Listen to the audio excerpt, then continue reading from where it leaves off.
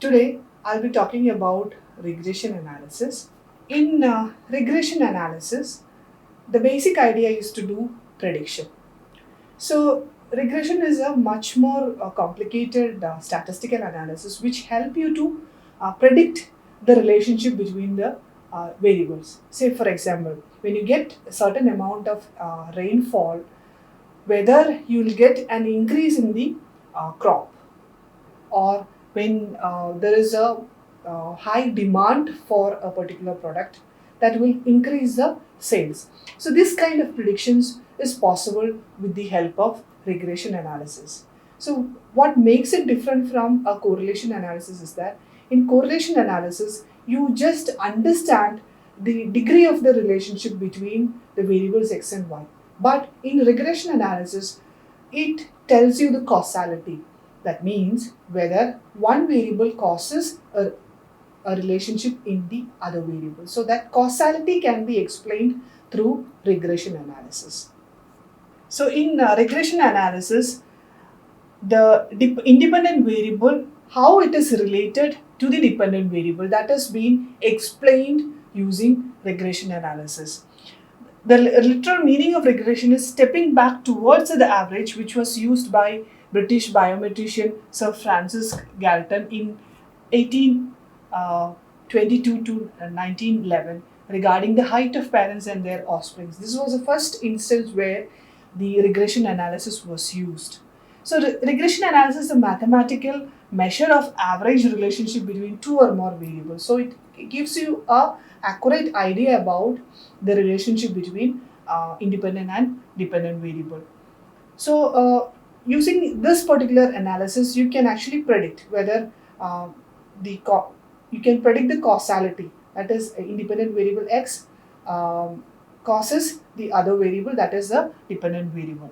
So if scatter diagram shows some relationship between independent variable and dependent variable, then you can see there is a curve of regression. So this curve is what we call as the line of regression.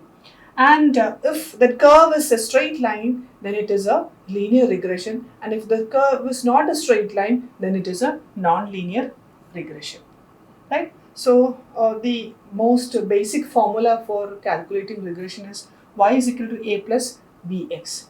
Now here a is the constant, that is a constant value that you can get from the analysis, and b is the slope, that is in that regression line, the slope is denoted by b, and x is the independent variable. Okay, so y is calculated as a plus, that is the dependent variable can be calculated by a plus, that is the line of the regression, the slope of that particular line, and the variable x.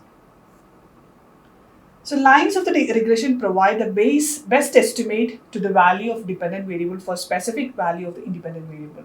So it is very important to know that these regression lines, that is y on x and x on y, are different. So unlike in correlation analysis, if you interchange the value between x and y, it is going to affect the regression equation. So it should be totally independent. Right? So the coefficient of regression, that is the f value or the r square value, which is calculated using y is equal to a plus bx. So if there is a positive sign, that is when you calculate, that indicates that the predictive variable, as the predictive variable increases, the response variable also increases. When there is a negative sign, it shows that as the predictive variable increases, the response variable also decreases. Predictive variables means the independent variable, and response variable is the dependent variable.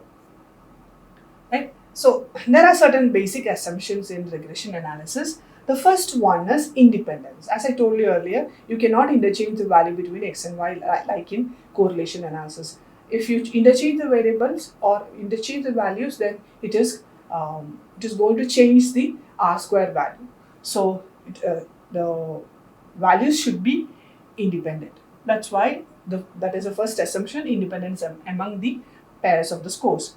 Second assumption is the variance of the error terms is constant for each value of x. When you calculate y is equal to a plus bx, there is going to be a error value which that is a percentage of error that can occur during the calculation. So each time this error term is going to be constant for the value of x.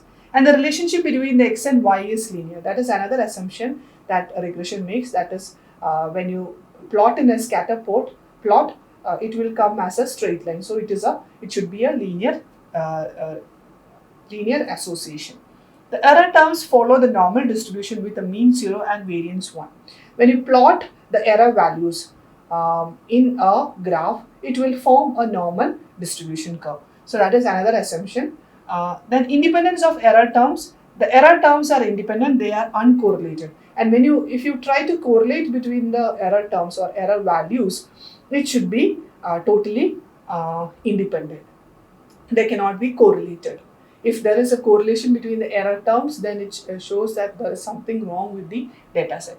The population of x and population of y follow a normal distribution, and the population pair of the scores of x and y has a normal bivariate distribution. This is another assumption of regression, that is both x and y should follow a pattern of normal distribution. So how do you interpret regression? Basically, when you interpret the regression, you have to find out the score of the intercept, that is the constant, and the slope value, that is b, and the r square, which is called as the f value. So these are the three things that you have to calculate.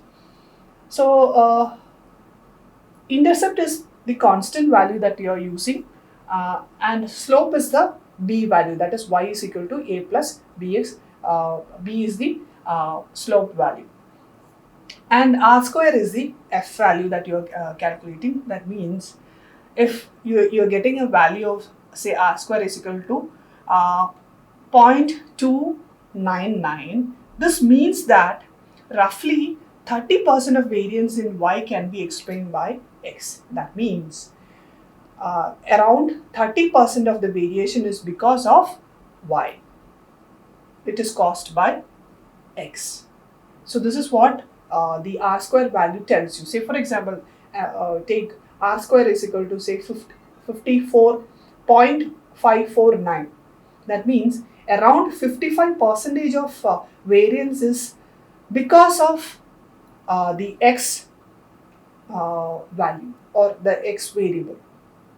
So when you look into this r square value, you can understand or you can predict how much variation will this y, the x will cause on y, or vice versa. If the independent variable is y, likewise. So f ratio is computed to test the null hypothesis, which is equal to 0. And if the f value is statistically significant, then null hypothesis is rejected. And if you have to accept the null hypothesis, then it is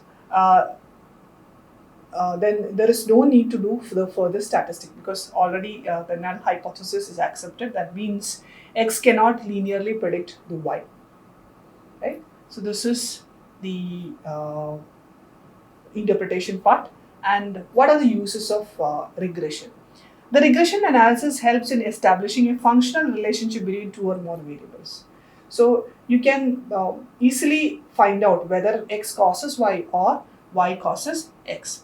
Since most of the problems of economic analysis are based on cause and effect relationship, regression analysis is a highly valuable tool in economics and business research.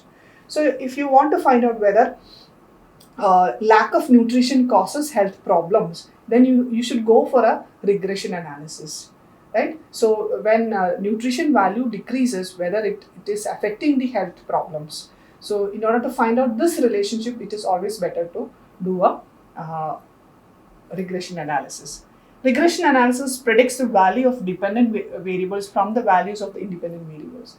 And if you want to find out to what extent there is change in the dependent variable, then you can actually use regression analysis. We can calculate coefficient of correlation and coefficient of determination R square with the help of regression coefficients. That also can be calculated with the help of regression analysis. So thank you so much. Have a nice day.